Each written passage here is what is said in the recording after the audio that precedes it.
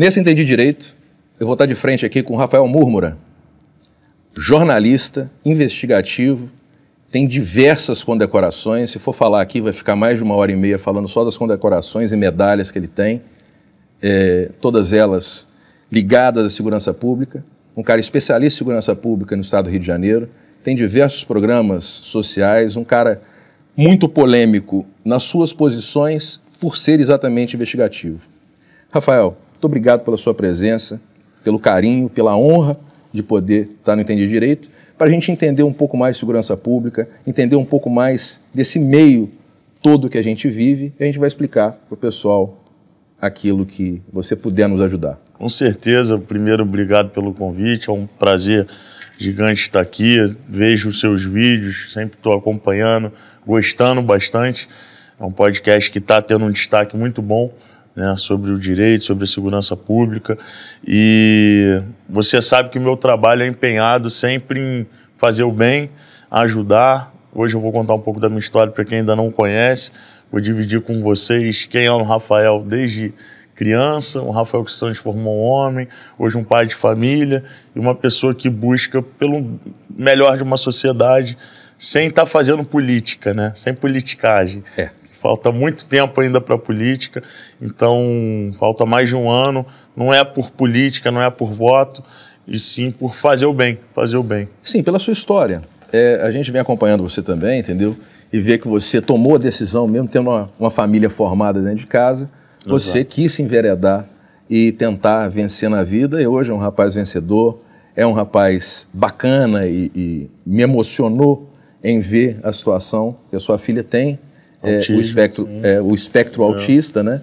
Então, é lindo o trabalho que você vem fazendo, a divulgação disso. Eu acho bacana o pessoal conhecer também o espectro autista.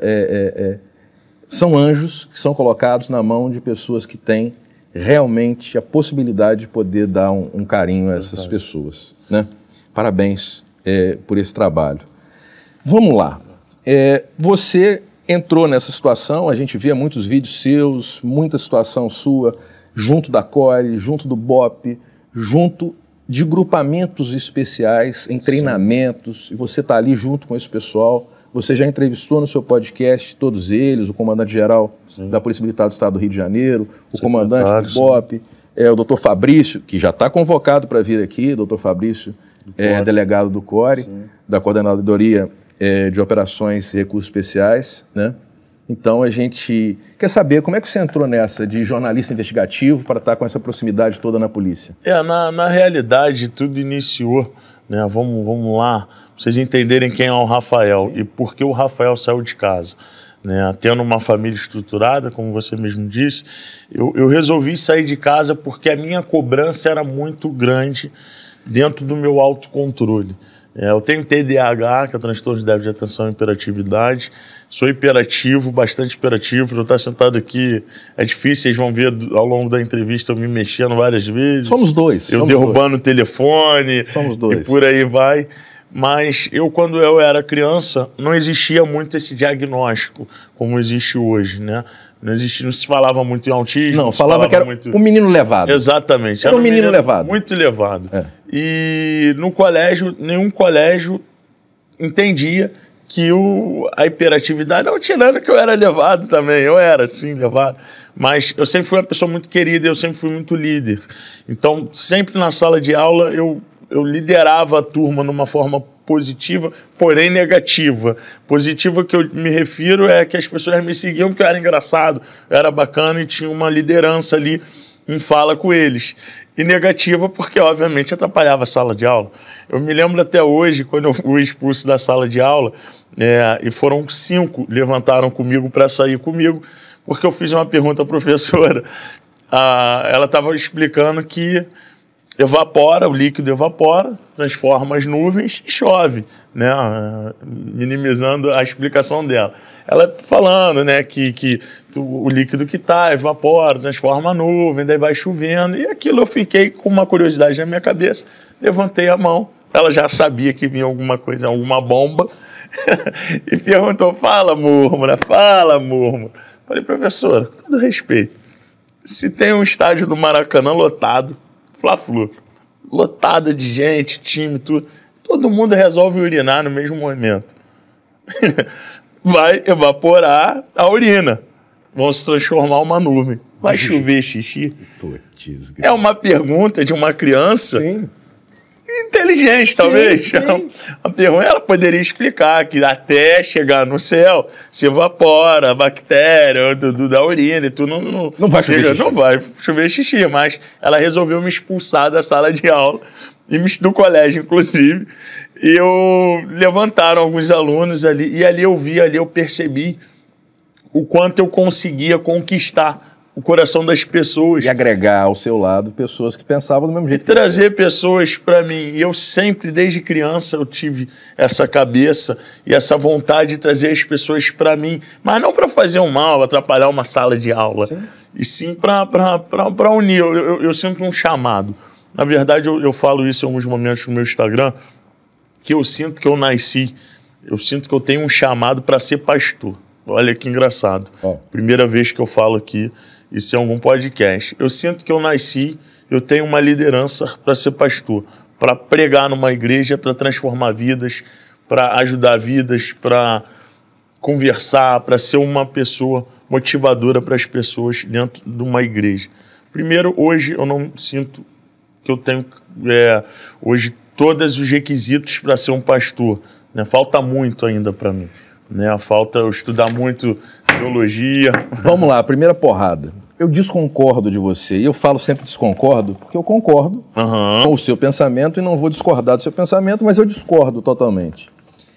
A situação de igreja, a gente vive num país eclético, né?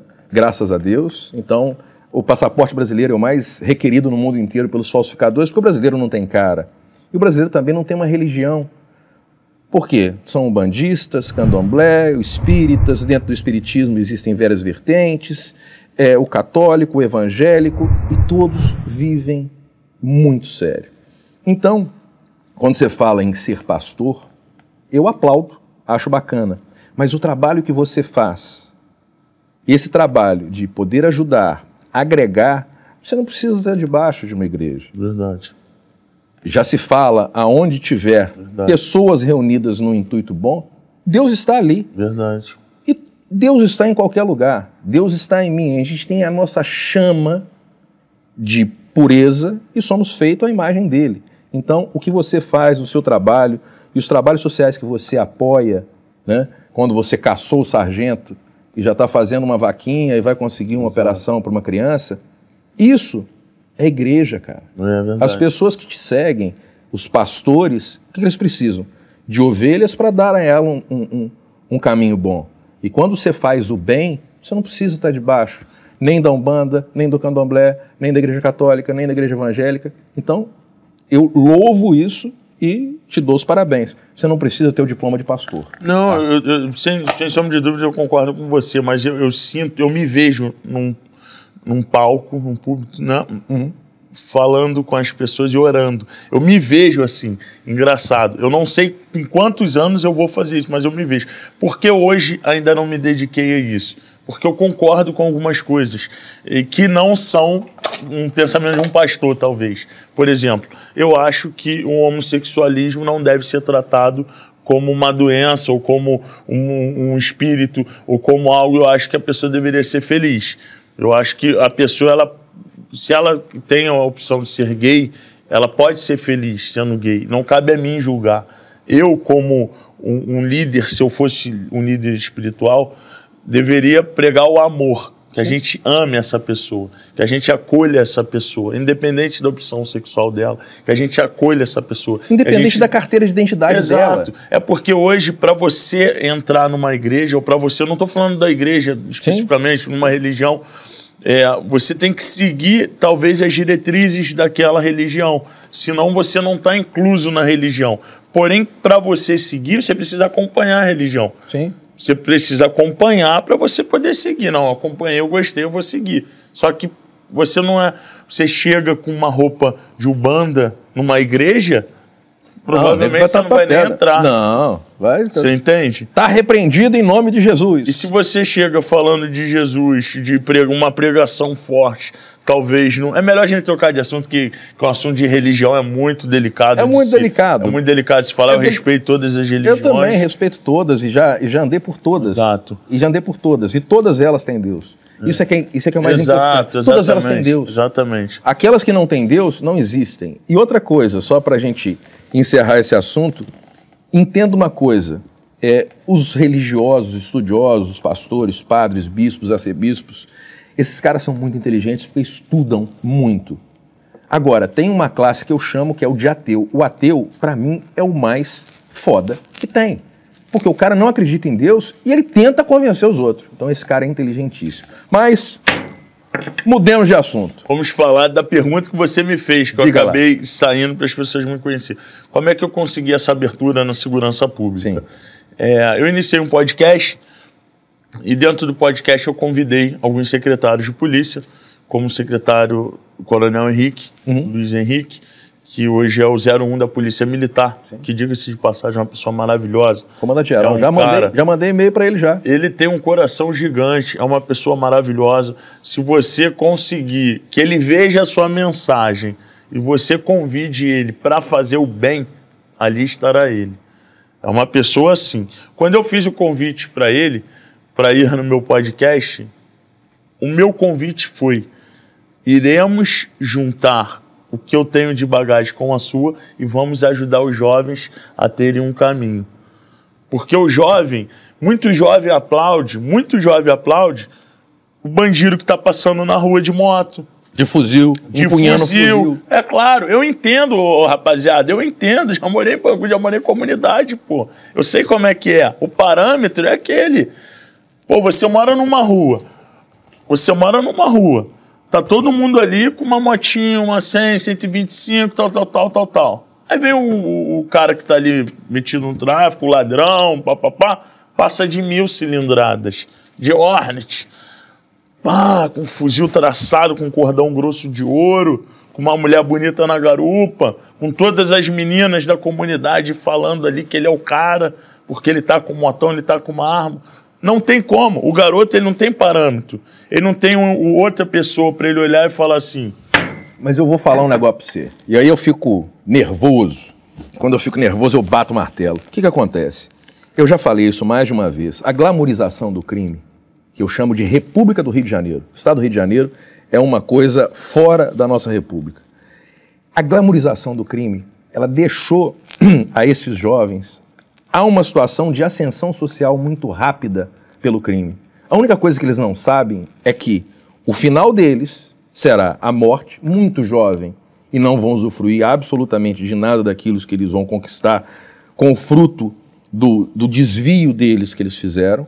E outra situação muito grave, ou eles vão ficar presos. E a prisão no Brasil, e é uma coisa que eu faço uma crítica muito grande ao Código Penal, eu não gosto do nosso Código Penal porque ele é leve, ele é brando.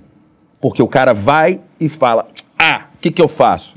Boto lá o meu menor, o de menor, para ele assumir, ele vai chegar na delegacia e na delegacia ele vai ter que ir embora. Se por um acaso ele vai ficar recolhido, esse recolhimento dele vai dar no máximo 3 anos. Então é melhor. O nosso Código Penal estimula o crime. Se nós tivéssemos uma lei penal que deixasse o cara encarcerado, muita gente fala, mas não pode ficar encarcerado. Tem que ficar encarcerado. Por que a lei seca funciona no Rio de Janeiro? Por quê? Se eu for parar na lei seca, eu tiver tomado um chopp, eu vou pagar 3.000 e tantos contos, meu carro vai ficar preso e eu vou ficar sem carteira de motorista. Por que o radar funciona? O radar semafórico? Porque se eu ultrapassar ele, eu vou tomar uma multa e 2, 3 dias depois ela já está no meu aplicativo, eu vou ter que pagar. Depois eu não vou conseguir licenciar meu carro. Então, quando há pena, o cara fica com medo. Se não tivesse radar na Avenida das Américas, aqui na Barra da Tijuca, no Rio de Janeiro, que tem 80 mil radares, o cara está morto. Ele vai pagar o preço do carro dele em multa. Então o que ele vai fazer? Ele vai andar maneirinho. Aqui é 80? Aqui é 70? Aqui é 60? Você que é professor de direito, hoje um cara tá armado de fuzil numa favela, com uma moto roubada, com uma carga de maconha ou de cocaína. Qual pena que ele cobre? Qual pena que ele cobre? Cara, você colocou aí uma série de agravantes. Primeiro, o fuzil. Como é que esse fuzil chega aqui? Eu vou responder a sua pergunta. É eu que estou entrevistando, mas o cara me perguntou. Não vou responder. Né? É jornalista, entrevistar jornalista é punk. Mas o que acontece? O cara está com um fuzil. Por que esse fuzil chegou aqui? E o fuzil é igual lá. Você chegou no seu carro, um carrão bacana.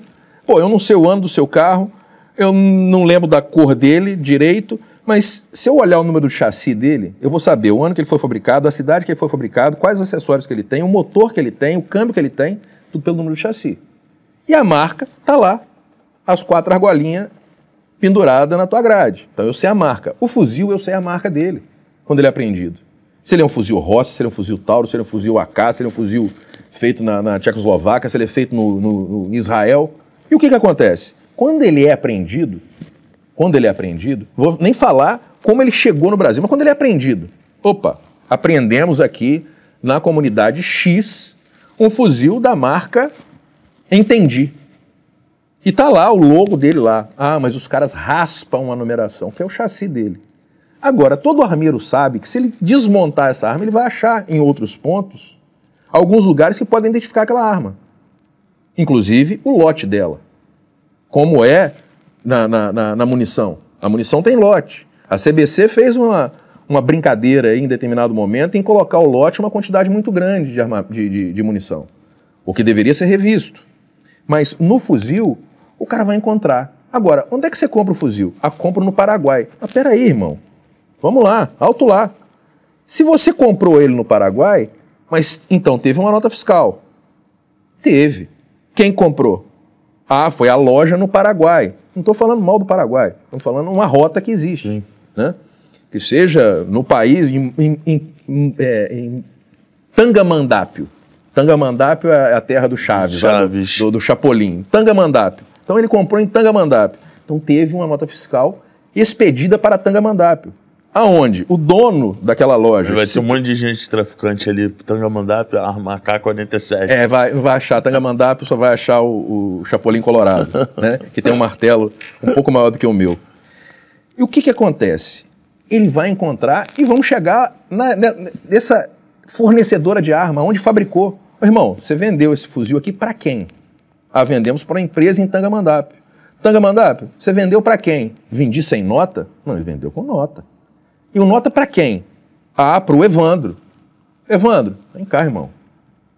Esse fuzil você comprou, onde é que ele está? Você comprou 10 fuzis, 20 fuzis, 60 fuzis. Onde é que estão esses fuzis? Então, não é a situação de liberação da compra e venda de armas. Quem quiser ter arma tem que ter.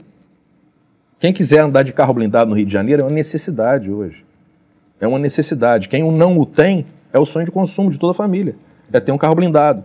Isso é uma coisa que a segurança pública do Estado do Rio de Janeiro ela vem perdendo? Sim. Pela glamorização do crime. De novo, pela falta de pena. Nos Estados Unidos, existem alguns estados que têm a pena de morte. Ah, Evandro, você é a favor da pena de morte? Não.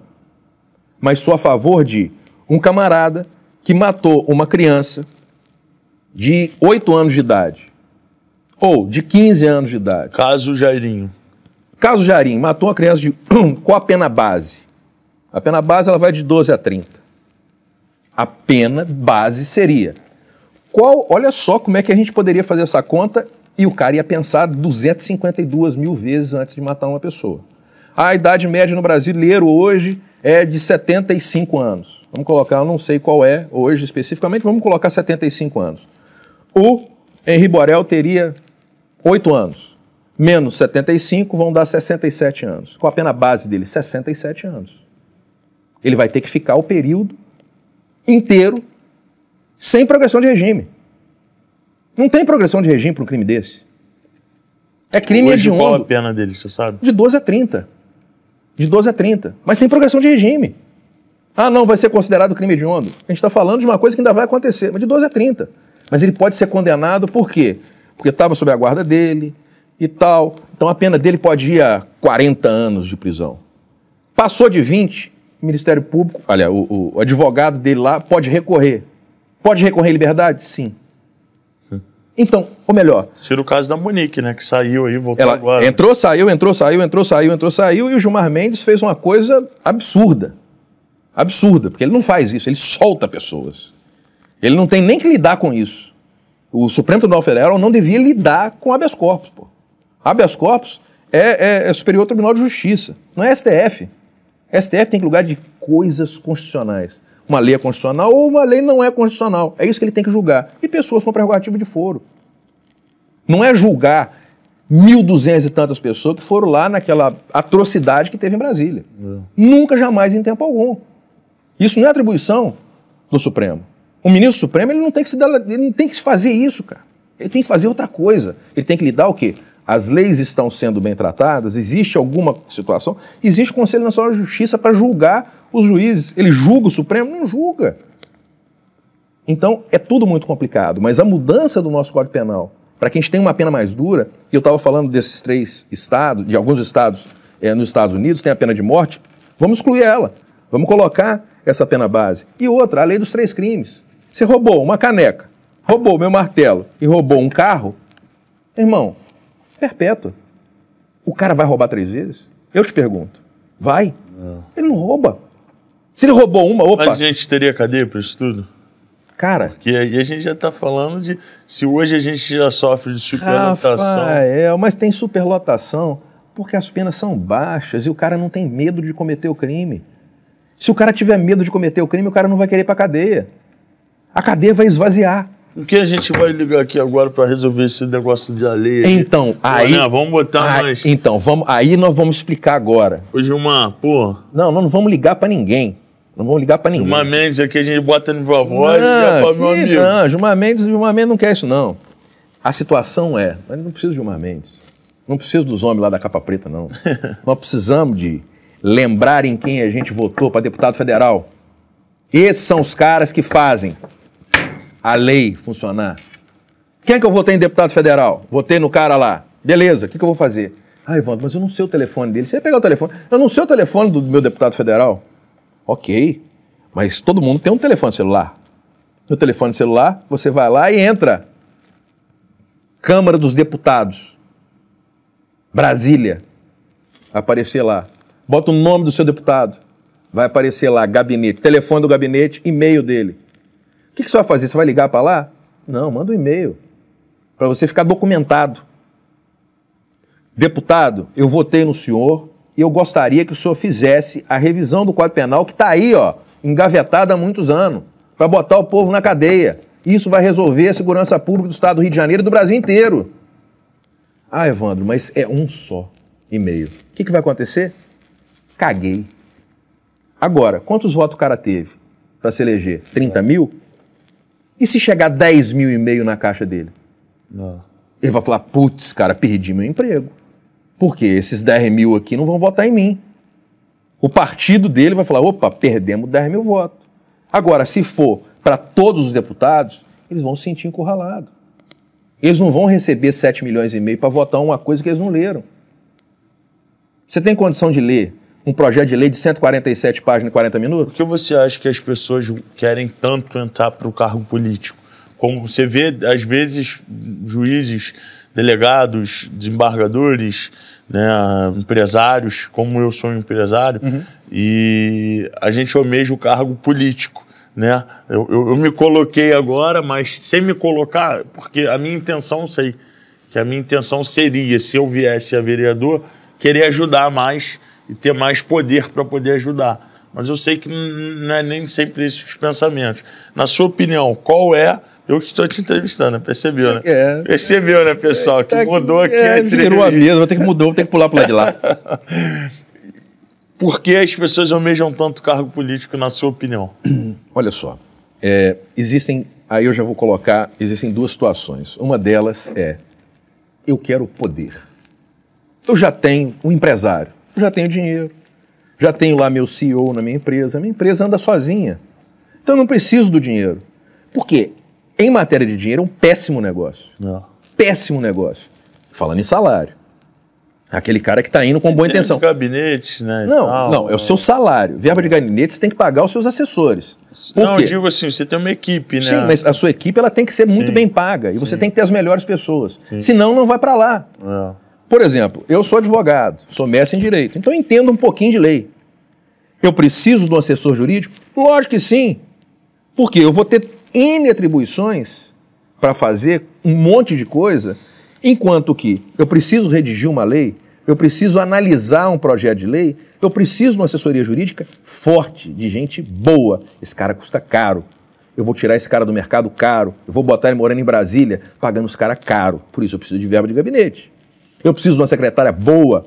Ela precisa o quê? Falar 2, 3 línguas. Por quê? Porque eu quero receber todo mundo. Eu preciso de um cara de comunicação social que o cara vai fazer com que a minha comunicação seja bem feita àquele público que eu represento.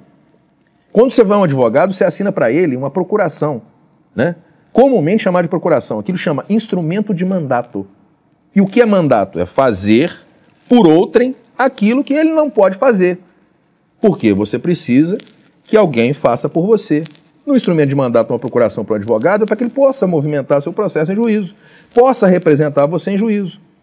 Qual a diferença do mandato do advogado do mandato do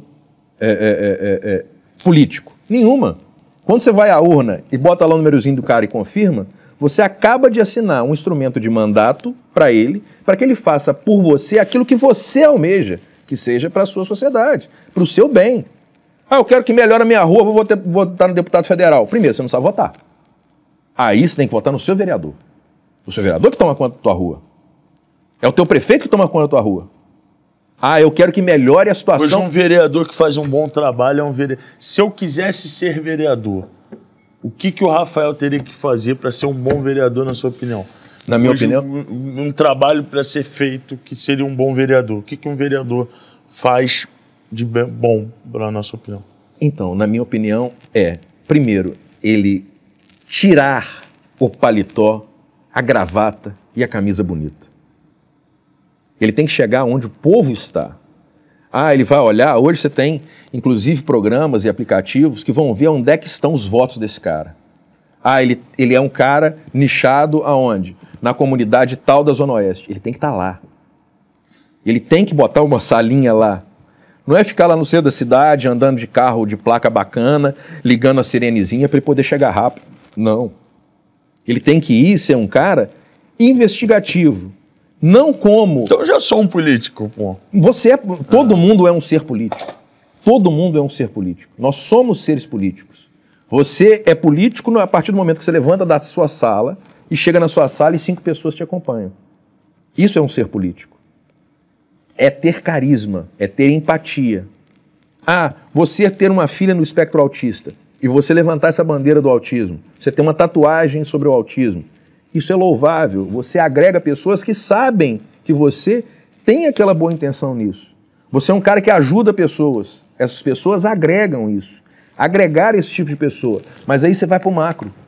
Você sai do micro. Você sai de ajudar a tua filha e pensar quais os problemas que eu tenho e que a minha filha não consegue acessar.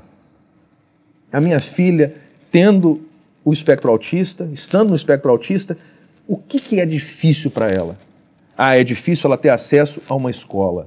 Então você, como um representante do público que votou em você e confiou em você que você vai fazer alguma coisa, ele vai chegar, ele vai esperar que você defenda o espectro autista. Não é botar, com todo respeito da má palavra, uma porra de uma vaga com o símbolo do autismo no Village Mall. Village Mall é um shopping chique pra caramba que tem bolsa lá de 200 mil conto. Isso não ajuda absolutamente nada, ninguém no espectro autista.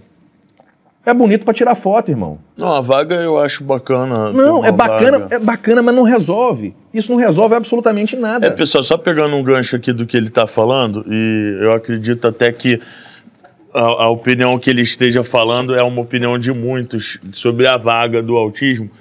E eu vou falar que, como um pai de uma criança com autismo, a importância, sim, de uma vaga e a importância de respeitarem a vaga, tá? Quando você vê uma vaga com um laço, né, nela, colorido, significa que aquela vaga é para deficiente físico, né, cadeirante ou autista. Assim como a vaga do cadeirante, que é importante as pessoas saberem, a vaga que tem uma cadeira desenhada no chão também é para o autista. Sim. E as pessoas, elas acham que somente cadeirante. Não, também é para o autista. Ah, mas por que eu vejo muitas pessoas falando isso? Mas por que o autista precisa de vaga? Mas por que o autista não sei o quê? Por que o autista? Porque aquela vaga próxima à entrada do shopping te facilita se a sua criança sair, eu tenho exatamente a palavra certa, me fugiu agora. Ela emocionalmente ela se desequilibrar. Né? Existe uma palavra exatamente certa que me fugiu agora. Minha esposa é terapeuta aba, né? Ela, se tivesse aqui, ela iria me corrigir, mas não estou me lembrando. Mas a criança, ela entra num momento, né? Já aconteceu isso comigo, de crise. A gente está aqui, por exemplo, ela quer brincar com essa garrafinha. Pode ser que ela pegue a garrafinha e olhe, e eu vou falar assim, filha, não pode, tá aqui, e ela aceite. Ou pode ser que eu fale, filha, não pode, e ela vai ali e bate a cabeça na parede. E chora, entra no... Chora, pega a garrafinha, taca, vai querer pegar o som, tacar, vai querer pegar seu martelo e tacar, vai querer pegar essa caneca e tacar, vai querer virar a mesa. E você não tem o controle daquilo, porque a criança ficou desregulada emocionalmente. Você não tem aquele controle. Se você estiver dentro do shopping com uma criança em crise, para você sair do shopping e procurar seu carro no shopping... Não, tem que ter o acesso. Meu amigo, eu acessibilidade. Já vivi isso, eu já passei isso. Quem não passa, assim como eu não tinha uma filha autista, há 4 anos atrás, eu não tinha uma filha autista, eu não entendia. E por muitas vezes fui até injusto em palavras. Como muita gente. Assim, para que vaga? Para que isso? Gestante, tem 200 vagas de gestante. Pô, entendeu? Então, assim... Mas aí eu entro numa situação de cultura. E o que falta no Brasil é cultura. Cultura. Geral. Né? Eu bato muito na tecla de falar também com os deputados que coloquem de novo o SPB, Educação Moral e Cívica, porque formam o cidadão. E matérias de direito básico nas escolas, que eu acho importantíssimo. Mas a situação é a seguinte, se você vai em alguns países, eu vou citar Suécia, Suíça, país que eu inclusive conheço, que quando o cara chega a trabalhar, ele vai lá trabalhar numa fábrica, um estacionamento enorme. Aí ele chegou, ele entra para trabalhar às 8 horas da manhã, só que ele chegou às 20 para as 8. E as vagas na frente do prédio estão todas vagas. Sabe onde é que ele para? Lá no fundo. Por quê? Porque ele chegou antes. Então ele tem tempo para caminhar e chegar na sala dele numa boa. Para quê? Para quem chegar atrasado, ou em cima do laço, como se fala, ou muito em cima da hora, ou quase chegando às 8 horas da manhã, ele tem uma vaga para ter acessibilidade o mais rápido possível.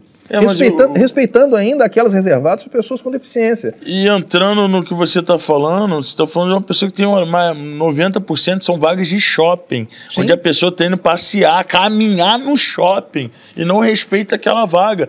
Em 99% dos shoppings que eu vou passear com a minha família não tem vaga disponível. E não é porque crianças com autismo estão no shopping, não, ou cadeirante, porque as pessoas não respeitam. Eu ter que ficar dentro do carro esperando a pessoa chegar, e quando ela chegar eu expor ela. Eu filmava e falava, você sabia que você está numa vaga de uma criança com autismo? Como já fiz isso, já postei na minha rede social. Você sabia que você está numa vaga de autismo? Se a pessoa fala assim, eu não sabia, me perdoa, não vi, me desculpa, caramba, meu Deus do céu, eu apago o vídeo. Se a pessoa fala, pra quê? E daí? O que é uma vaga de autista? Hoje, graças a Deus, minha filha faz terapia todo dia, 5 horas por dia. Ela estuda, ela faz judô, ela faz balé, ela faz luta, ela faz uma série de coisas para ela estar melhorando nesses comportamentos que ela não melhorava. Mas eu conheço crianças de autismo, inclusive da clínica da minha filha, que é um menino maior do que eu. Irmão, se você te contrariar ele está com suas camas tudo no chão. E aí, a culpa não... E é muito injusto quando a pessoa fala assim, tem esse tipo de comportamento, deixa a criança em casa, deixa o filho em casa, não leva no shopping. Ninguém pede, pessoal, para nascer de uma forma A, B ou C. A gente aceita o que Deus nos proporciona e devemos lutar 100% para sermos os pais maravilhosos e entender a mensagem que Deus está nos enviando. É um anjo. É um anjo que foi colocado na tua vida. É um anjo, é uma coisa maravilhosa. Tem suas dificuldades, Não é fácil, não é fácil. Eu tenho condições financeiras para poder dar o melhor para minha filha. Graças a Deus. Quem não tem, eu vejo muita dificuldade. Então, eu como um cara que tem milhões de seguidores, como um cara que tem um grito alto, eu sempre grito, vamos entender o tamanho da importância de uma vaga de autismo, a importância do cordão de identificação de uma criança com TEA. Ô, Calvoso, me ajuda aí. Bota o símbolozinho do autismo pra gente, tá? Vai estar aqui no vídeo aqui, a gente vai colocar o símbolo do autismo. Esse é um dos símbolos, tá, pessoal? Esse é um dos símbolos. Mas tem um símbolo que é um laço, né? Exatamente, que ele é muito usado. Que é o laço do infinito, tem um laço também, que faz a demonstração que todos somos iguais. E o pai da criança com autismo, a mãe da criança com autismo, provavelmente não imaginava viver isso. É uma novidade pra gente, sabe? É uma novidade, é muito difícil, pessoal. É muito difícil quando a criança tem um autismo mais severo. A vida é muito difícil porque você tem que se adaptar no comportamento da criança o tempo todo. O que eu estou falando de muito difícil não é para vocês sentirem pena, não. É para sentir compaixão em respeitar uma vaga, em respeitar uma criança quando ela está com comportamento, tentar ajudar os pais, não olhar com um olhar de pena. Nossa, que loucura. Não existe pena. Tem uma outra coisa, mas eu te falo, e para a gente mudar de assunto, eu te falo, o que falta é cultura. Sim, o que falta é conhecimento. Eu tive um aluno que é um cara extremamente inteligente, ele é cadeirante. E um dia nós encontramos com ele, e ele era do Noroeste Fluminense. Ele é Noroeste Fluminense? É Noroeste Fluminense. E nós encontramos ele aqui na Barra. Estava eu e minha filha. Eu cheguei, ele, oi, Evandro, tudo bem? Como é que tá, professor? Foi tudo bem. Fui conversar com ele. Na hora que eu fui conversar com ele, o que eu vou fazer? Eu vou fazer o cara ficar olhando para cima? Eu tenho 1,87 m. Aí o cara vai ficar olhando assim para conversar comigo? Caramba! Não. Para eu conversar com uma pessoa, eu tenho que estar ao nível dos olhos dela. Ou eu me agacho ou eu me ajoelho. Ah, você está ajoelhando na frente do cadeirante? Não. É só porque é mais confortável. Ajoelhado quer ficar na ponta dos pés. Eu não sei quanto tempo eu vou ficar conversando com ele. Ajoelhei e fiquei conversando com ele. Para a gente ficar no mesmo nível, eu não sou superior a ele. Aprendam a tratar a pessoa com deficiência com o respeito que ela merece. Você tem que sempre conversar no mesmo nível, olhando nos olhos dele. Não é fazer o cara... Às vezes o cara tá ali sentado com dor na coluna e tal, tá ali numa cadeira de roda, o cara ainda tem que ficar olhando para cima. Caramba, até com dificuldade. E depois a minha filha me perguntou, pai, por que você ficou ajoelhado do lado dele? Meu anjo, pra gente ficar no mesmo nível dos olhos. Quando você vai conversar com a criança, não conversa com ela de cima para baixo. Ajoelha ao lado da sua filha, do seu filho, e conversa com ele nos olhos. Ele não vai te achar intimidador, ele vai te achar com respeito. Você intimida. Você vai ver lá um cara grandão do seu lado e fala, opa, peraí. A gente vê lá o Tico e o Teco que anda com você. Os meninos andam com segurança no Rio de Janeiro, ele anda com o Tico e com o Teco, segurança dele lá. Né? O Tico e o Teco, você vai chegar perto do Tico e o Teco, você vai olhar para ele e falar, caramba, os caras são grandes pra caramba. Intimida. Pensa bem uma criança. E eu falo que a criança sabe direito. Essa é boa. Por quê? Quando uma criança pega um prato, hoje é muito iPad, não pega mais prato, é um iPad, pega qualquer coisa, e aquilo cai no chão, ela chora. Por que ela chora? Porque ela assustou? Não. Ela sabe que ela fez errado. Isso é direito natural. Ela sabe que ela fez errado. Só que a criança não consegue verbalizar e fazer a sua defesa oral. Mamãe, papai, escorregou da minha mão estava um pouquinho molhada e eu ainda não tenho o tato muito bom ou a coordenação motora suficiente para poder segurar esse prato. E esse prato caiu no chão, ele quebrou, mas eu não queria fazer isso. Ela queria fazer isso, mas ela vai chorar. É uma defesa, não é dar esporro nela. Pá! Não, é entender. Tudo bem, meu anjo, caiu, acontece, é um acidente. Então, melhor, o modo de tratar, como a gente deve tratar as pessoas, é aquilo que a gente faz. Mas vamos lá, já que a gente enveredou um pedaço pela política, você falou aí muito em vereador, você também foi diretor, você foi empresário, você foi coordenador do Gabriel Monteiro.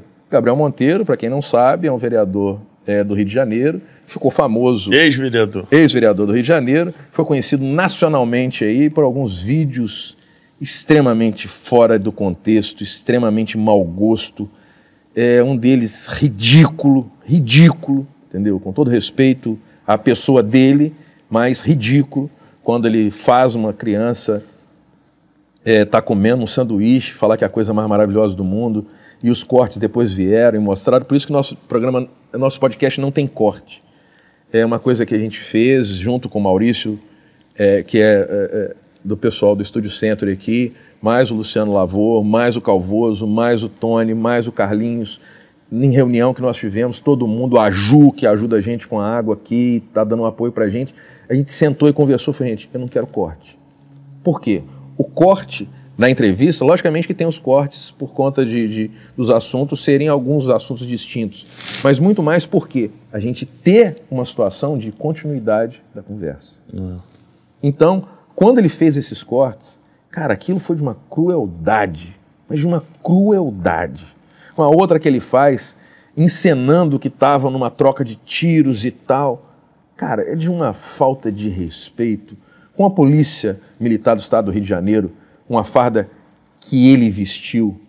E aí eu falo, citando aí Tenente Coronel Nascimento, da Polícia Militar do Estado do Rio de Janeiro, numa obra ficcional cada vez mais atual, né? Ele não deveria vestir aquela farda.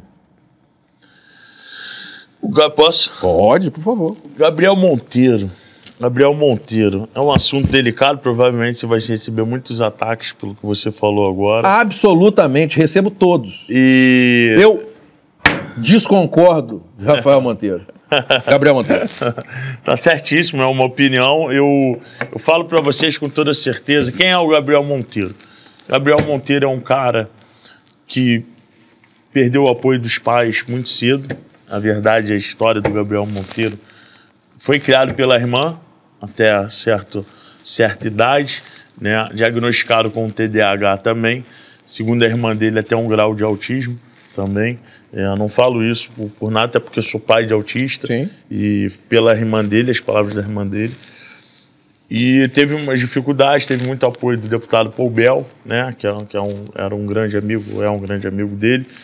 E é um cara que entrou para a política, entrou primeiro como um soldado da Polícia Militar e fez um trabalho excelente dentro de falta de corrupção, né? De não querer a corrupção, não mostrar que um policial é honesto. Não aderir ao sistema. Não aderir ao sistema. Ele provava por várias vezes em ligações telefônicas dentro de delegacias e tudo. O cara que ele prendeu, ligavam oferecendo 20 mil, 30 mil, ele prendia.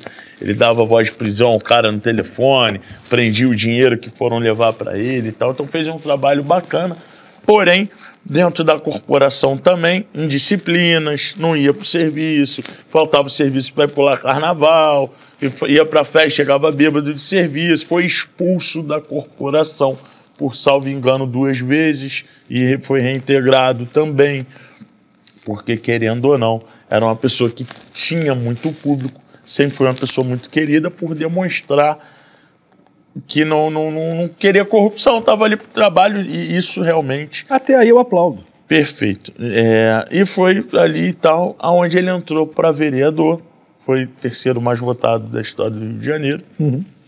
Entrou como vereador, fez um trabalho excelente de fiscalização, um trabalho de fiscalizar o hospital de início excelente, folha de ponto, expondo pessoas que deveriam ser expostas, fazendo um trabalho bonito e admirável, aonde foi conquistando o público e aonde ser da equipe Gabriel Monteiro nessa época era motivo de orgulho, não só para mim, como todos que faziam parte do gabinete dele e eu.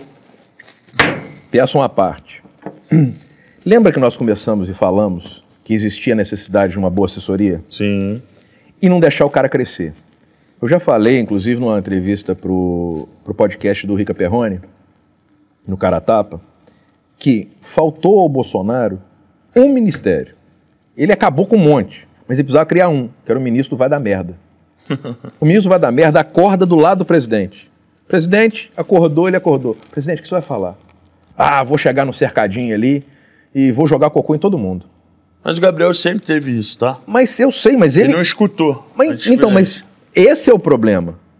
Se o Bolsonaro teve um ministro vai dar merda, ele não escutou. Ele escutou ele a partir do dia 28 de dezembro.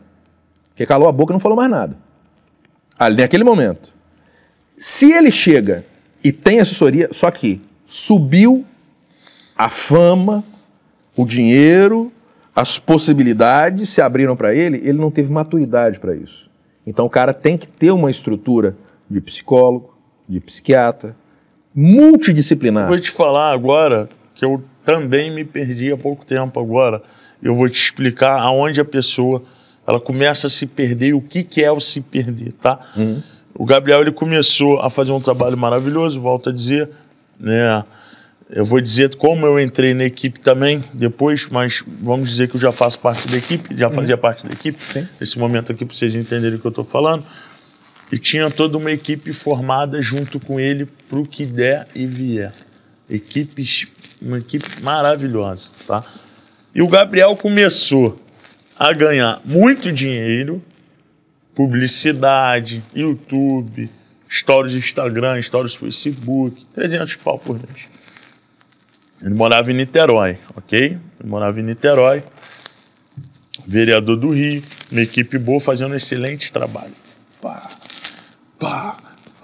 Talvez, às vezes, injusto, né? Como o Coronel Ibis. Eu acho que o que ele fez foi injusto com o Coronel Ibis. Podem discordar de mim, mas eu acho injusto. Por quê? Por que foi injusto? Eu fui na comunidade da Rocinha. Eu subo na comunidade da Rocinha para entregar uma cadeira de roda para um morador. O tráfico sabe que eu estou lá dentro. Mas eles vão me respeitar, eles estão lá em cima. Eles sabem que eu estou lá embaixo. Se eles quisessem, eles me matavam. Mas não vão me matar. Porque eles respeitam o que eu estou fazendo e a atitude que eu estou tomando. Não necessariamente eu seja um traficante para estar ali. Não necessariamente eu esteja fechado com eles, contato com eles, nada disso. Eu estou ali por intermédio de um morador entregando uma cadeira de rodas para um morador. Remonto de novo ao nosso filme Tropa de Elite.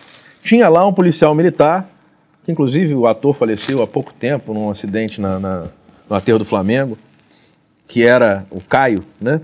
Ele vai lá e ele vai entregar um óculos. O óculos, exatamente. E ele tinha lá uma tatuagem do Bob. Esse cara, e o cara é morto. Ou melhor, também, só querendo fazer mais uma pergunta para depois você engatar nisso daí, você acha que o crime organizado tomou conta do estado do Rio de Janeiro, não tem volta?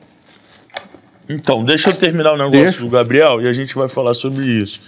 Eu acho que sim, tomou, né? Acho que está mais claro para todos, né? Se você fizer essa pergunta para o comandante-geral da polícia, a gente fala que sim, que existe um grande isso, mas por isso existiu as bases das UPPs para tentar fazer um projeto, mas enfim, vamos falar, só concluir a questão do Gabriel, senão a gente foge muito. Então o Gabriel, pessoal, para vocês entenderem, fazia um trabalho bacana. Você ser da equipe do Gabriel era motivo de honra. Você chegar num grupo e falar assim, eu trabalho com o Gabriel, sou empresário do Gabriel, ou eu cuido, eu sou chefe do marketing dele, o pessoal, pô, virava teu fã porque tu trabalhava com um cara que fazia um trabalho impecável. Fazia um trabalho impecável. Durante 3 anos ele fez um trabalho bacana, entendeu? Durante 3 anos, eu trabalhei com ele 3 anos. No último ano ele se perdeu. Quando ele já era vereador, ele já estava se perdendo ali. Por quê? Ele saiu da casa de Niterói e alugou uma casa no Mansões. Sim, Mansões, para quem não sabe, é na Barra da Tijuca, um dos condomínios mais tops de casa que tem na Barra da Tijuca. Acho que 3 condomínios de alto luxo é o que eu moro, é o Maramá, o Mansões, né? Riviera, talvez, condomínio. São condomínios assim de muito luxo. E esse condomínio alto padrão. O Mansões é o condomínio que a Anitta tem em casa, só para vocês entenderem, que a Anitta mora. Então, ele morava nesse condomínio, alugou uma casa ali, 42 mil por mês. 42 mil reais de aluguel. De aluguel. Chupa essa manga. E ali mais o piscineiro, mais a doméstica. Condomínio mais uns 10 pau? Não, 40 com condomínio. Com condomínio? Ah, então tava baixo. Então vamos botar ali mais a doméstica, botar 50, 60 pau por mês ali, só para fluir a cara. Porém, ele pegou uma casa e a parte de trás da casa, que era uma casa de hóspedes, ele transformou num estúdio. Estúdio como esse.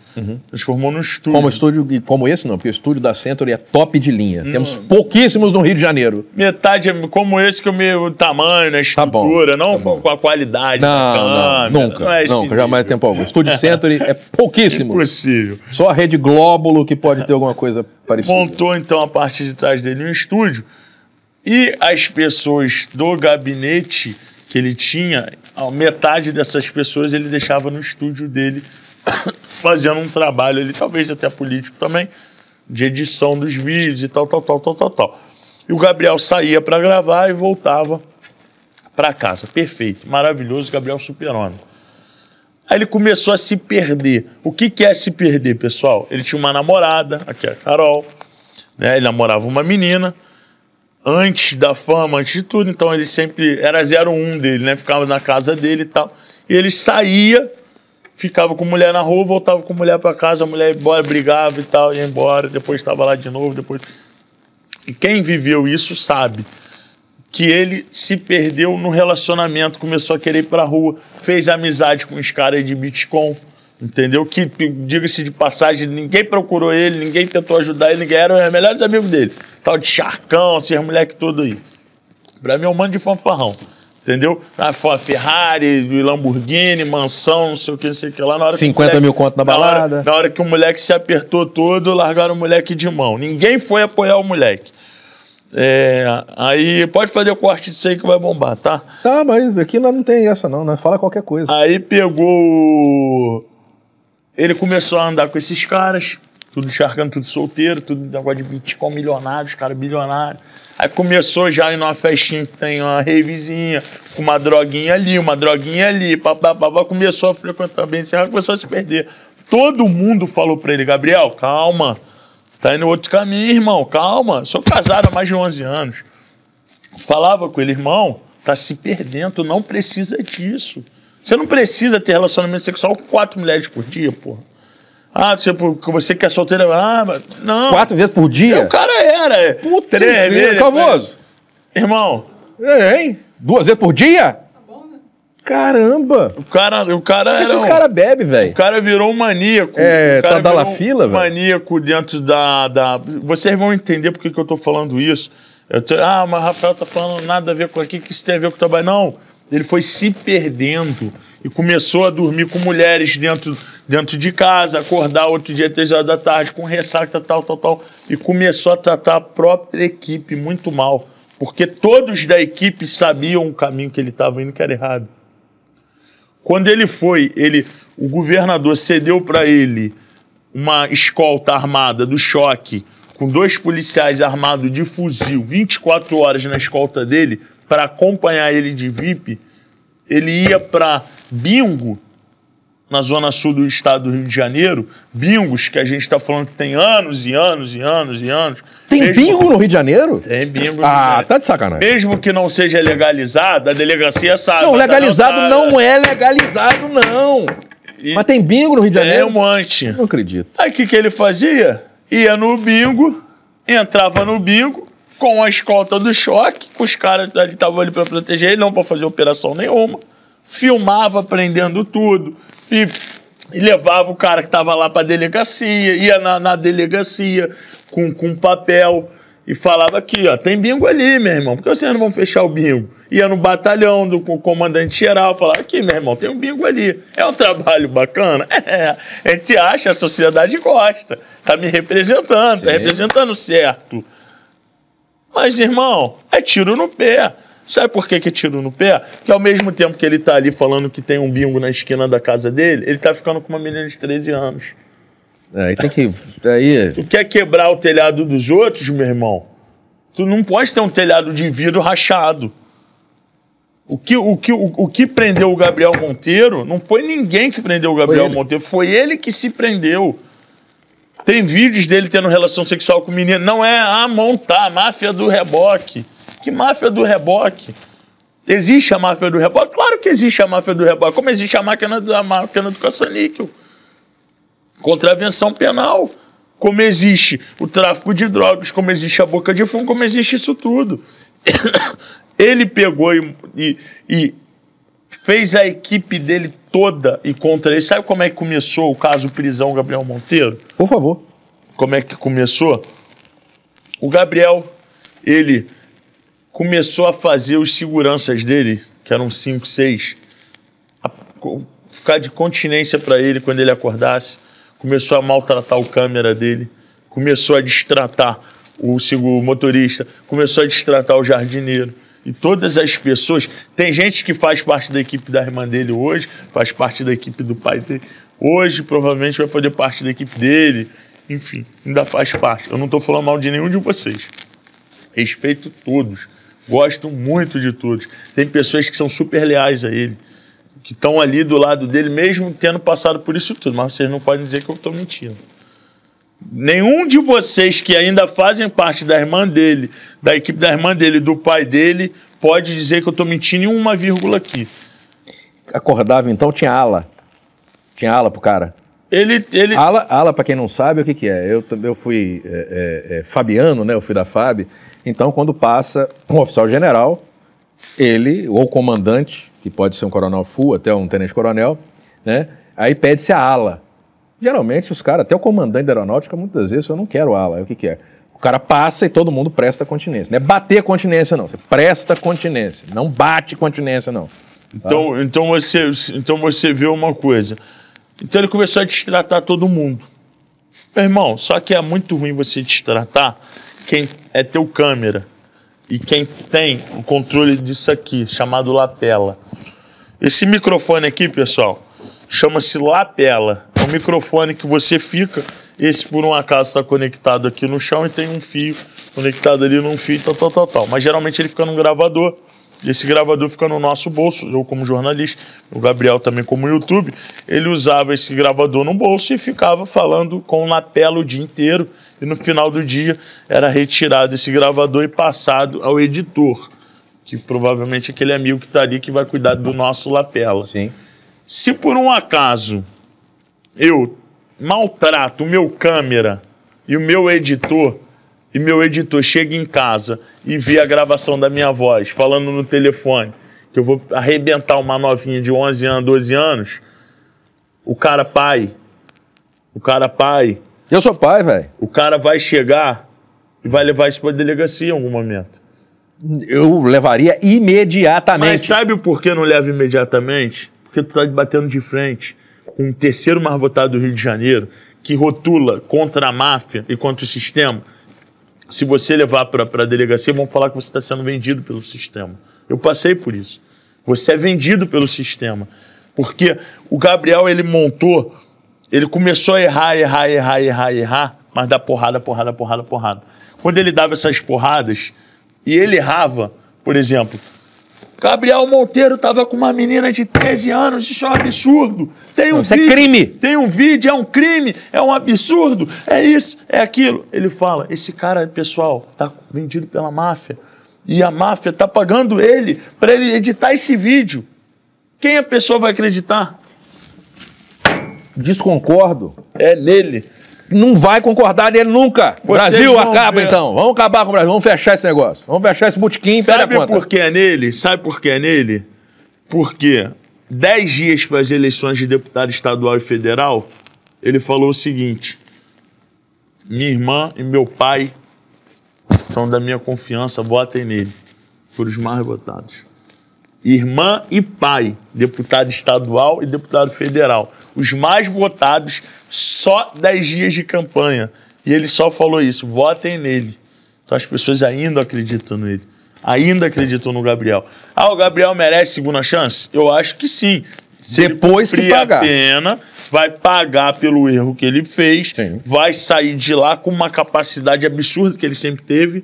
Ele só não soube usar. Ele se perdeu no caminho. E quando eu falei que eu quase me perdi agora há pouco tempo, o que é? Eu tinha um TikTok de 2 milhões de seguidores, 2 milhões e 200 e poucos mil, e todo vídeo meu era viral. Tinha dancinha não, né? Não tinha dancinha. Graças a Deus. São vídeos que, igual eu faço pro Instagram, são vídeos viralizados. O que é viralizado? É quando o vídeo é muito compartilhado, é muito comentado, é muito visto. Todos os meus vídeos eram virais. E eu comecei a me perder. O que é se perder? é você não dosar o que você vai falar, o que você vai... Por exemplo, tem o Kleber Bambam. Você lembra do Bambam? Lembro. Foi do Big Brother? Lembro. Agora ele ficou aí em evidência de novo, chamando o Popó pra briga e tal. Ele é casado com um homem, com um médico. Ele é casado com um médico que se chama Eugênio.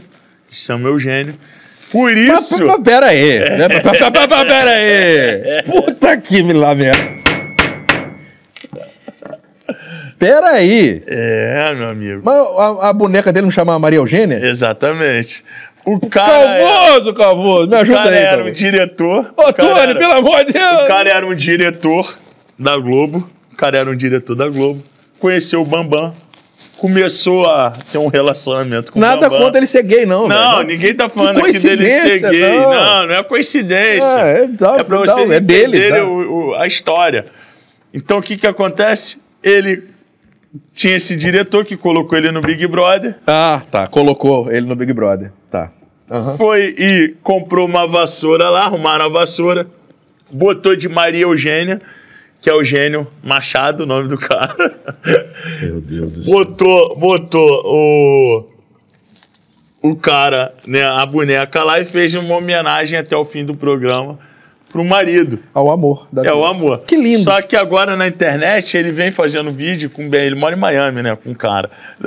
Aí faz vídeo com a BMW, comprando a BMW e esculacha as pessoas, ele. Ele começa a falar mal das pessoas. Tipo assim, se você não tem um carro desse, tu não sabe o que é ser feliz. Tipo assim, né? E eu fui descobrir, puxei tudo como jornalista investigativo. Sim. Consegui foto do cara, que ele é médico e advogado, que é um empresário, que o carro é dele, que o apartamento é dele, e o Bambam não passa de uma pessoa que mora com ele, usufrui dos bens desse cara. A esposa dele, ué. Esposa dele. Aí sabe o que acontece? Não é? Exatamente. Tem muita primeira-dama, ele é a primeira-dama, pô. E sabe o que acontece? O Bambam primeira-dama ficou revoltadíssimo com isso e me processou. Então eu tenho processo do Bambam, eu tenho processo do Naldo. Naldo Benner. O Naldo Benner, mas não fez um tênis agora aí, que é o Naldo Benner? Tem... Deve ter, ele gosta de contar a história, né? O Naldo, ele gosta de contar a história. A minha história com o Naldo foi o seguinte: Naldo Benner iria lutar. Cara, a gente ia falar de direito, hein? Olha só. Ok. Naldo Benner ia lutar com o Popó, né? De uma luta fechada. Ia ser lá no Tá baixo. Faz milk show em São Paulo, Mama Brito e tudo mais, onde foi a luta do Popó com o Whindersson Nunes. Já estava tudo fechado para ele lutar com o Popó. E eu falei tanto com o Popó, tanto com o Naldo, de lançar um produto da minha empresa no dia da luta. Conversei com o Popó, fechei tudo com o Popó certinho, fui bater o contrato, e a mesma coisa com o Naldo. Popó, eu virei e falei: Popó, quanto você quer? Eu quero um exemplo. 100 mil. Esses 100 mil você vai usar a minha imagem. Tanto tempo, beleza. Fechado, Popó. Quer o dinheiro agora? Ele falou: não quero. No dia do contrato, eu assino e você me paga. A gente bate uma foto junto. Perfeito. Naldo Benner. Naldo, você quer o dinheiro? Quero o dinheiro agora. Show de bola. Tô precisando, vai me dar uma... Show de bola. 200 mil reais em espécie. Foi lá, pegou o valor, saiu com a mulher dele, a Moranguinho. Levou o valor de 200 mil reais. Perfeito. Vou lançar o produto dele, lançar o produto do Popó. No dia da luta eu vou chegar como empresário, vou lançar os dois produtos e vou fazer milhão. Show de bola. Beleza. Como já fiz isso várias vezes, não é o primeiro artista. 300 artistas eu fiz isso. Você pode entrar lá no Instagram RM Saúde, você vai ver 1 milhão de artistas. 100 artistas, 1 milhão também não é. Vai ter mais um artista agora, vai ter eu também agora lá na RM Saúde. E então ele pegou esse valor, perfeito. Se passou uma semana, 10 dias, Naldo Benner num podcast, bate-papo rolando e tal. Aí o cara vai e fala: e a luta, Naldo? Tá empolgado pra luta, tá feliz? Ele fala que não vai lutar. Não vou mais lutar, porque, eles querem me pagar pouco, por causa disso, eu não vou mais lutar. Meu irmão, ele foi no podcast, esse podcast foi pro ar, ficou dias, teve visualização, viralizou. Ele não foi homem de virar nem pra mim, nem pro Popó, nem pro Mamabrito, nem pra ninguém. De falar assim, não vai ter a luta.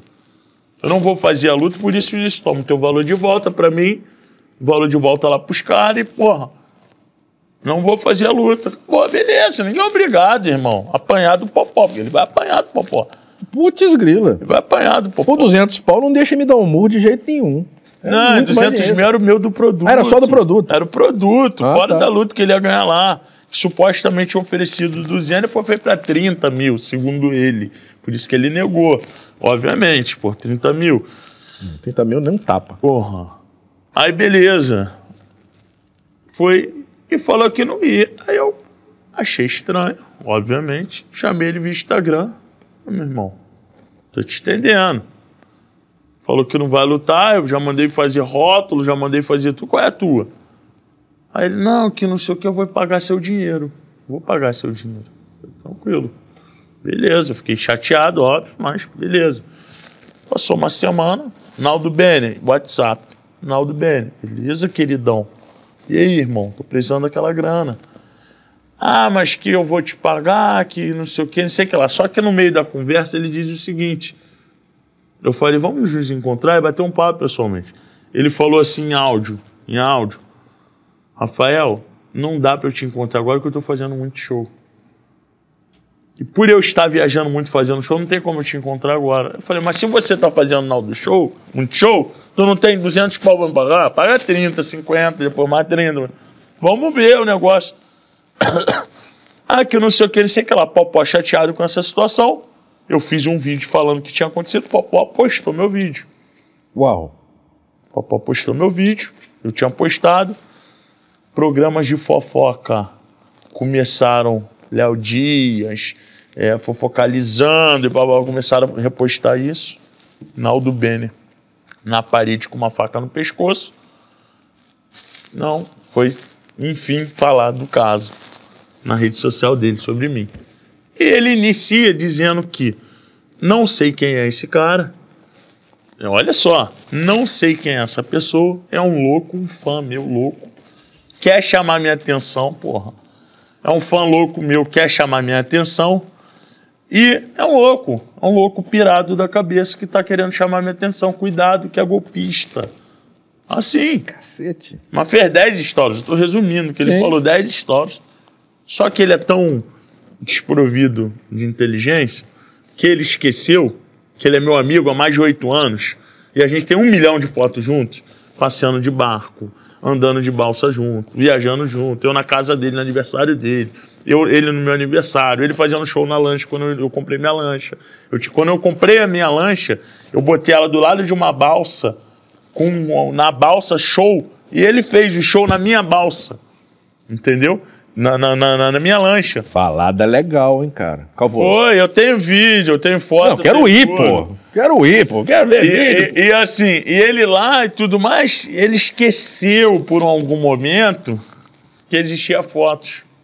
E ele também havia esquecido que a mulher dele, que era nossa amiga, tinha uma foto minha e da minha esposa no perfil dela, do Instagram postado, como amigos que Deus me deu.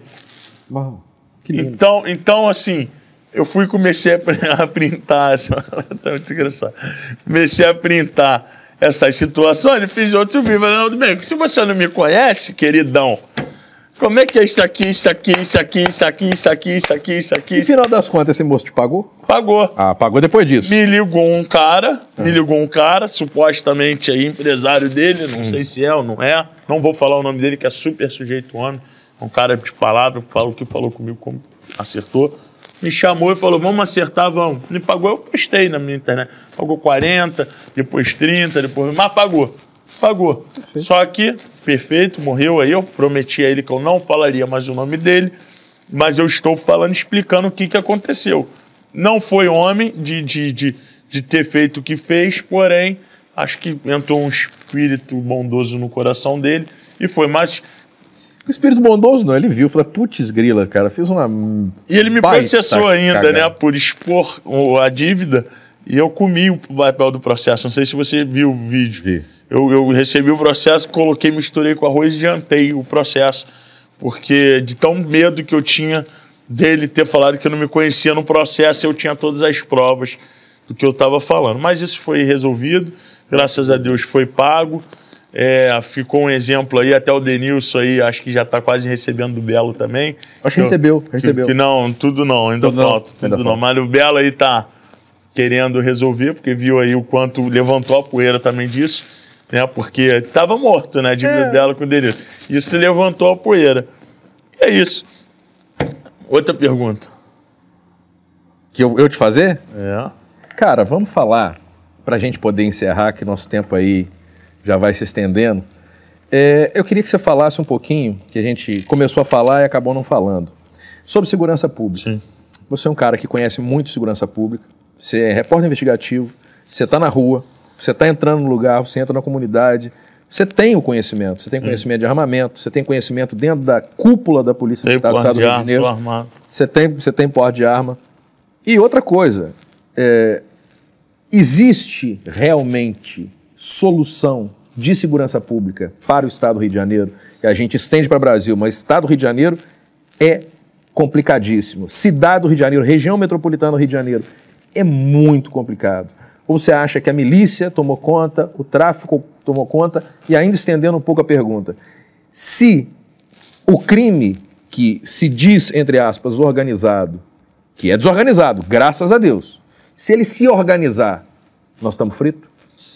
Então, pergunta bem inteligente. Obrigado. Bota aí. Rafael Murma chamou Evandro Moreira de inteligente. Obrigado. Sabe o que acontece, Evandrão? A população hoje você pega um MC que fala: o polícia vai morrer, a bala vai comer, o bandido é do...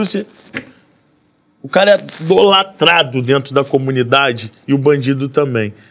Quem faz o bandido estar ali é o morador que deseja que ele esteja ali. Não todos. Sim. Mas os que gostam dele ali. Quando você entra numa comunidade de viatura, o morador ele te vê com maus olhos. Ele não te vê com respeito. Muito...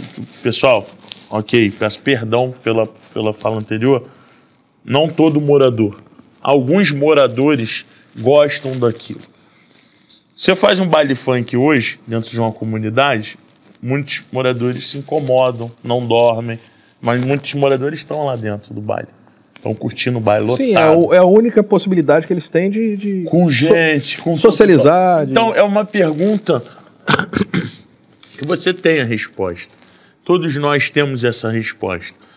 Se hoje existe a facção Terceiro Comando, TCP, Terceiro Comando Capital, Comando Vermelho, CV, o TCP, ADA, Amigo dos Amigos, aí entra a milícia, aí entra o PCC, aí entra o fulaninho. Se você for procurar, aí tem um monte de facção que a gente nem sabe o nome. Tem Liga da Justiça, tem um monte de... Exatamente. Hoje é fácil você fazer uma facção. A gente pode montar uma facção. Tá louco. Vamos montar uma facção. Chama um amigo ali. Não. Vamos dominar a área. Não, nunca. Então hoje, uma comunidade ganha do aparelho de televisão, da gatonete, ganha da luz, ganha do gás, ganha da droga que vende, ganha da tua segurança. Sabe o que acontece, camarada? Onde você mora numa comunidade hoje, se não tiver um camarada de fuzil na tua porta vendendo uma droga, se tiver ali um camarada de fuzil na tua porta vendendo uma droga, querendo ou não, tu tá protegido dentro de casa. Pelo aquele vagabundo que, se não tivesse nem nada ali, a rua tivesse deserta, a probabilidade de alguém entrar no... Você já viu? Roubar na casa do fulano dentro da favela. É raro, porque o tráfico vai lá e mata o ladrão. O tráfico, ele dá proteção para a comunidade. O Tribunal do Crime... O Tribunal do Crime é... Se o cara for espancar a mulher dele dentro da favela e ele for lá para a boca de fumo, vão matar ele lá dentro. É o Tribunal do Crime. E hoje... E olha só fazendo um adendo aqui, para você ver, quando a pena é mais dura, quando a pena é dura, quando se trata com, se você fizer errado, você vai ser punido. Não tá nem podendo entrar na favela. Calma, rapaz. Calma, rapaz. Matéria é meu, pô. Não tá nem podendo entrar na favela, Mas pô. Não, eu tô falando do crime. Os criminosos têm o Tribunal do Crime. Aí quando você me fala, não tem roubo na favela. Legal. Por que não tem roubo? Você falou comigo. As pessoas que estão lá, elas são protegidas pelo Estado paralelo e pagam por essa segurança do Estado paralelo.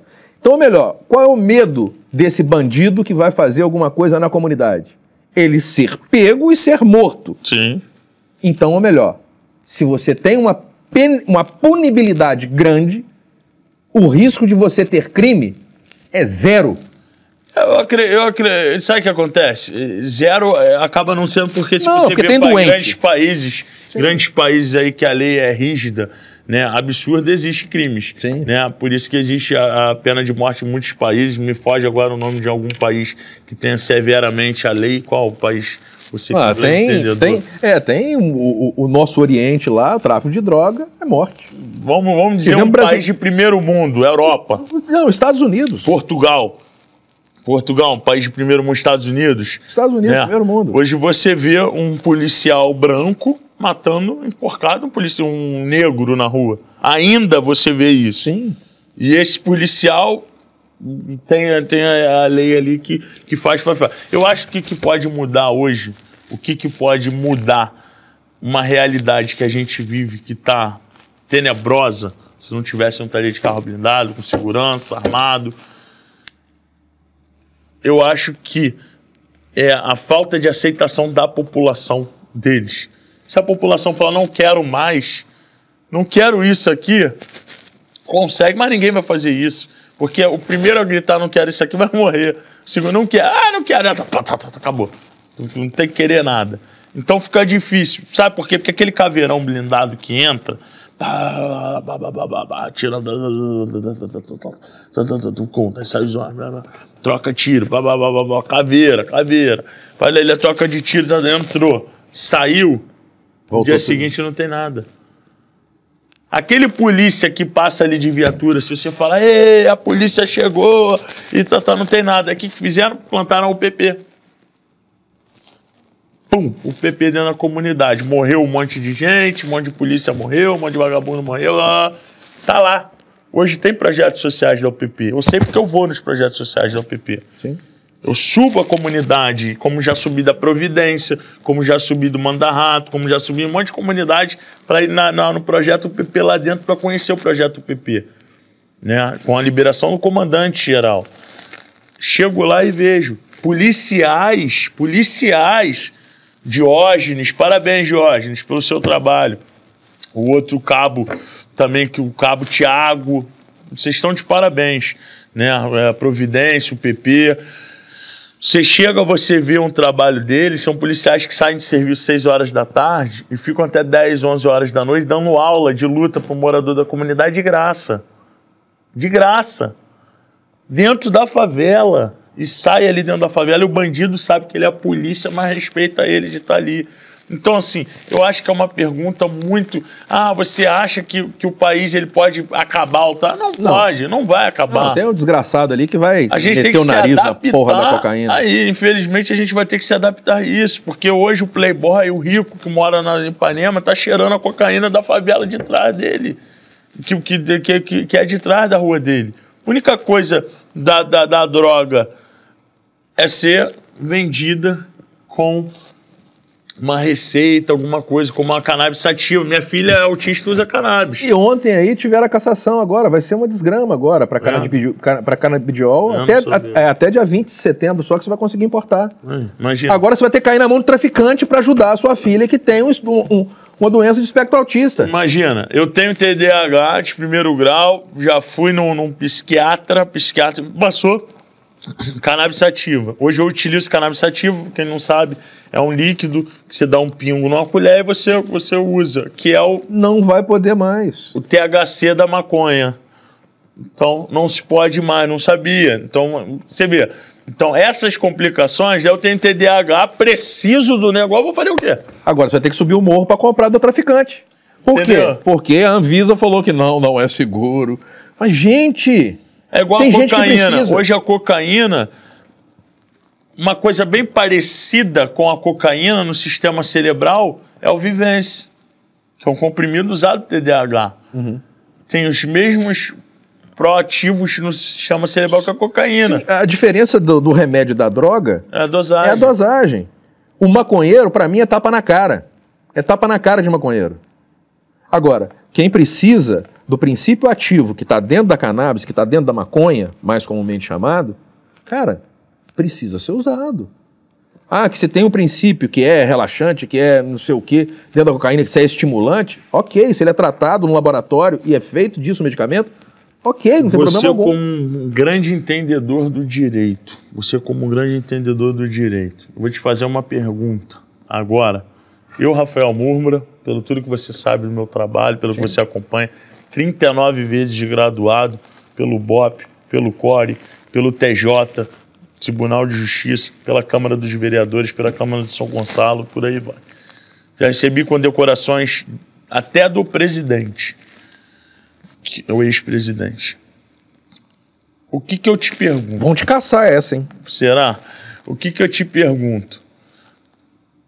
Ontem eu postei uma foto com o MC Pose do Rodo. MC Pose do Rodo. Um cara conhecido no mundo do crime como um cantor de apologia anos atrás. Hoje é um cantor de música sem apologia, porque ele já viu que a apologia não levava ele a lugar nenhum. Apologia é crime. Além de ser crime, não levava ele caminho algum. Eu falo de MCs que eu gosto, que moram no meu coração, que eu tenho um carinho, como o MC PQD, que é um MC querido, que eu gosto dele, é uma pessoa maravilhosa, mas na música se incorpora e vira um MC de apologia pesado, distorcendo tudo que ele é. E só ele ainda não entendeu que isso não está fazendo ele crescer o quanto ele deveria. MC Pose percebeu que o crime é um mundo ali. Ele não pode chegar em Miami e falar o comando, e vai chegar o comando. Ele nem sabe o que é aquilo. Agora, se ele falar, porra, esse cordão de ouro eu consegui na música, o flash é normal, que eu já sei, eu tô passando, blá, blá, é diferente. Então eu postei uma foto com o Pose, que eu tive um problema com ele, e nesse problema eu vi várias situações, e eu conversei muito com ele. Ele virou para mim e falou assim, Rafael, eu mudei, irmão. Eu era aquele cara de apologia, eu era isso aqui, mas olha a minha vida hoje, eu não preciso mais daquilo, eu mudei. Então postei uma foto com ele ontem dizendo isso. Eu acredito na mudança das pessoas. Tá aqui um exemplo do meu lado de um cara que era da apologia, que foi bandido, que foi preso por ser bandido, foi preso por fazer apologia, saiu da cadeia, tomou tapa na cara de polícia, hoje mora numa casa e tem quadra de tênis dentro da casa do cara. Tem quadra de vôlei dentro da casa do cara. O cara ganha, se duvidar, 1 milhão por mês, pô. Tem mais de 1 milhão de ouro dentro do pescoço pendurado. O que eu tô querendo dizer com isso? Que aquele traficante, aquele bandido, hoje ganha na música. E o que falta é a gente aceitar que o cara do errado consegue vencer também. Consegue o nosso respeito. Eu fui criticado, perdi seguidores por essa foto. Mas com certeza. E o que eu quis demonstrar ali é que o Rafael não está em busca de lado A, lado B. Eu não estou em busca. Sabe o que acontece? Sabe onde eu acho o maior defeito da população está sendo? Pode ser que eu esteja falando besteira, é a minha opinião. Aqui é o muro onde as pessoas falam. Aqui é o Lula, aqui é o Bolsonaro. Esquerda, direita. E o muro. Esse muro é mental. Esse muro não existe. Esse muro não existe. Esse muro que está fazendo isso. Porque se o cara de esquerda não concorda com o de direita, não precisa ter um muro para separar, não é guerra. Mas nunca foi guerra. Mas a guerra foi instaurada depois. E virou a guerra. Sabe por quê? Porque hoje você é obrigado a ter um partido, Você é o quê? Lula ou Bolsonaro? Eu não sou nenhum, nem o outro. Nem eu. Agora, quando teve Lula e Bolsonaro, eu falei, caramba, eu vou votar em quem? O que tem na prateleira? Tem Lula e Bolsonaro. No Lula eu não voto. O Lula. Não preciso nem falar, né? Tudo que ele paga. O Lula, cara, eu acho que ele teve um AVC, ou ele precisa retornar a uma coisa que existia em governos anteriores, que era o porta-voz da presidência. Aonde? O cara não sabe falar. Ele foi Agora foi fazer uma escala, só abasteceu o avião, chegou e já criou uma crise. Criou uma crise. Porque ele foi, nós temos uma dívida e vamos ter que reparar 351 anos. Ele falou 351 anos de escravidão que teve no Brasil. Porque saiu da África os escravizados. Irmão, você leu sobre escravidão? Você sabe o que é escravidão? Foi um terror, ok. Mas isso é passado. Já foram feitas reparações, estão sendo feitas reparações dentro da nossa sociedade hoje. Por quê? A gente não é um país branco, a gente é um país misto, miscigenado.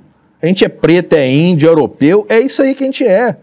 Ah, nós somos vira-lata sim. Por quê? Porque não tem... Se for puxar meu sangue aqui, tem preto, tem índio, tem branco, tem europeu, tem português, tem espanhol, tem francês.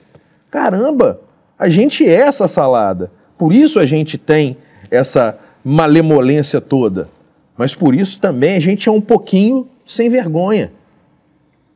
Por isso a gente acomoda muito.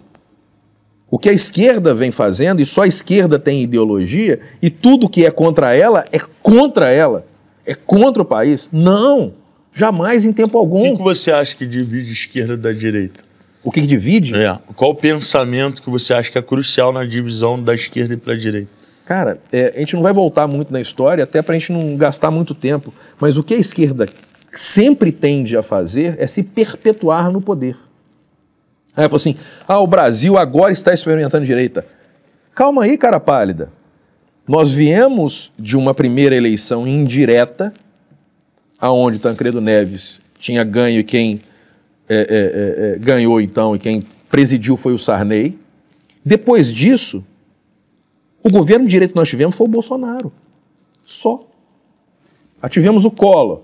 Ok. Foi um bom governo para você? Do Collor foi excepcional. Do Bolsonaro. Excepcional. O cara que pega uma crise mundial, foi mundo. O mundo parou. O mundo parou por 2 anos. Mesmo. O mundo parou por 2 anos. E ele teve 4 anos de governo. Depois, na hora que a pandemia está começando a andar, tem uma guerra na Europa. Uma guerra de um país que um cara chega no primeiro dia da guerra, vocês não entrem aqui, porque senão vão se arrepender amargamente. O cara é dono de um arsenal nuclear, onde ele pode destruir. O arsenal nuclear é aquelas bombas com carretas com 18 rolamentos? Não! Hoje uma bomba nuclear é levada dentro de uma mochila. Ela não precisa daquelas ogivas de saia, de silos enormes. Isso é coisa dos anos 50, dos anos 60. Você vai assistir Oppenheimer. Assista Oppenheimer no cinema. Você vai ver de onde veio a bomba atômica, o tamanho que aquilo era. Hoje não, hoje é tudo muito pequeno. O celular primeiro era do tamanho do telefone sem fio. Hoje está começando a ficar grande de novo, porque todo mundo quer assistir televisão nele. Mas o telefone celular já foi e cabia no seu bolsinho da calça. As bombas também. E ele atravessou isso tudo. Atravessou esses 2 anos e meio, 3 anos, sem poder governar. E ainda assim fez. Ele falou coisa errada? Falou, porque ele é tosco. Ele é tosco. Ele é um cara tosco, é um cara grosso. Mas é um cara que todo mundo xingava ele de fascista. Gastaram as palavras fáceis. Fascista. O que é fascista? Você sabe? Não. Então olha no dicionário o que é fascista, se você pode chamá-lo de fascista. Genocida. Sabe o que é genocida? Genocida foi o Hitler. Primeiro, no Brasil, para você ser chamado de genocida, você tem que matar todo mundo. Porque você tenta exterminar uma cultura. Não é acabar com o nordestino, não é acabar com o sulista, não é acabar com... Você tem que acabar com todo mundo. Porque a gente não tem uma união de cultura. Você acha correto um homem ter relacionamento com outro homem, casar, ter uma relação, morar junto? Se eu acho... Cara, com a minha formação que eu tive, numa cidade pequena, a gente sabia quem era a pessoa que era homossexual, sabia quem era o maconheiro, sabia quem era o ladrão.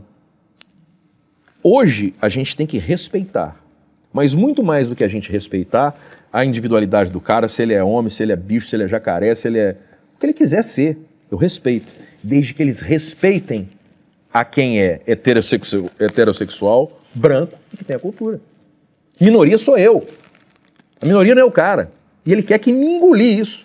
E eu vou contar um caso rapidinho aqui, de 30 segundos. Uma vez estava eu e minha filha sentados num shopping aqui na Barra da Tijuca, na hora do almoço, num dia de semana. Fui buscá-la na escola, já tem uns anos isso já, e eu sentei numa mesa, tinham 2 garotos, deviam ter ali 14, 15 anos, um sentado no colo do outro, dando beijo de língua, assim, uma coisa escalafobética. Meio-dia e meio, num dia de semana, numa praça de alimentação. E a minha filha ali com 9, 10 anos, 11 anos, eu cheguei e falei, pô, não dá. Eu levantei e falei, guerreiro, você quer namorar o cara? Show de bola. Mas você tá fazendo feio. Aqui não é o lugar para isso. Se vocês querem se beijar e um sentado no colo do outro, cara, vai para um lugarzinho, para a varanda do shopping, ou vai para o estacionamento, ou vai para a casa de vocês, transar, fazer o que quiser. Agora aqui não é o lugar certo. Naquele momento eu me expus numa situação deles me chamarem de homofóbico, do que quisessem. Eles reclamaram, mas viram que estava over. E ali não tinha nenhuma mulher sentada no colo de nenhum homem. Assim. Então isso não é homofobia, é falta de educação. Eu volto para você de novo, é falta de cultura. Na hora que eu volto, tinha uma senhora idosa com uma filha mais ou menos da minha idade. A senhora chegou, parabéns, meu filho, aquilo estava me incomodando tanto. Eu falei, a senhora está errada. A filha dela, como é que é? Faz a senhora também. Ela, mas por quê? Por que deixou o Evandro fritar sozinho? Por que o Evandro foi fritar sozinho lá? Você estava incomodando a senhora. A senhora deixou que eu morresse lá queimado para a senhora não acontecer absolutamente nada? Agora, já que deu certo, a senhora vai me parabenizar e eu vou bater palma? Não, isso é princípio, cara. O cara ser homossexual é doença? Não, é uma opção dele, é uma opção... Cara, cada um no seu quadrado. Desde que o seu quadrado não invada o meu. Sim. Eu vou para uma festa LGBTQIA+, não sei quantas letras mais. Eu vou numa festa dela e vou me sentir incomodado se tem homem beijando homem, mulher beijando mulher? Não. Os caras estão fazendo isso. Ah, tá na praia, tá um casal andando de mão dada. Eu sou contra isso? Não sou contra nada. Desde que não afronte. Por quê? Você vê um casal heterossexual andando de mão dada, você vai achar aquilo estranho? Não. Você vê andar um casal de mulheres ou de homens andando, um par, né? Não é casal, é um par. Casal seria homem e mulher. Então todo mundo fala errado também, é um par. Um par de mulheres e um par de homens andando de mão dada?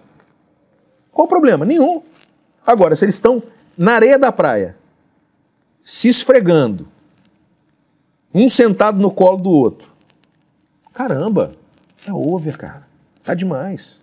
Falta cultura. Só vou nem te pedir um beijo. Tá que pariu. Tem que encerrar depois dessa. Entendeu, né? não? Temos que encerrar depois dessa. Não somos um par e nunca seremos um casal. Pessoal, essa foi a entrevista de hoje. Aí, ó, tomou com o podcast pra ele, cara. Tomou de assalto. Esse é o Entendi Direito, podcast que vem se destacando bastante. Meu entrevistado de hoje foi o meu amigo. Tá que pariu. Calvoso, corta isso. Gente, olha só. Tirando as brincadeiras de lado, tive aqui com o Rafael Murmura, esse cara que tem muita história. A gente vai ter que fazer depois um 2.0, porque tem muita história. Tem muito conhecimento sobre segurança pública, sobre a Polícia Militar do Estado do Rio de Janeiro, a Polícia Civil do Estado do Rio de Janeiro, as comunidades, os trabalhos sociais, que a gente aplaude, mais o contato que você tem com muitos artistas e muita gente importante no cenário nacional, que a gente não sabe, mas está lá no teu Instagram. Cara, só tenho que te agradecer, muito obrigado pelo carinho, de tirar seu tempo. Sei que sua agenda é extremamente apertada, você tem seu negócio ainda de representação e de suas marcas, de produtos, de suplementos alimentares e tal. Inclusive estou precisando, comecei a malhar agora, estou começando a ficar forte agora, entendeu? Não é nada, é só para eu poder comer meu X-Tudo. À vontade. Aí eu malho, falo, agora vai parar de comer X-Tudo, pai. Nunca. Agora eu malho, como ele, com toda tranquilidade do mundo. Já gastei ele, entendeu? Mas fui no médico, o cara foi lá, mandou fazer 46 exames de sangue. Fui naquele medo. Falei, agora o cara vai mandar eu tomar um monte de remédio. O cara falou assim, só vitamina. E por favor, toma sol. Fica aí o recado, tome sol e suplementos alimentares e vitaminas. Gente, um abraço, muito obrigado. Obrigado, Rafael Murmura. E esse foi o Entendi Direito de hoje. Sigam lá, canal do Rafael Murmura, redes sociais do Rafael Murmura, que vai ter passado aí um monte de vezes, o Calvoso vai colocar. E mandem nudes para Calvoso com 2 Es, nudes masculinos, ele gosta bastante. Abraço.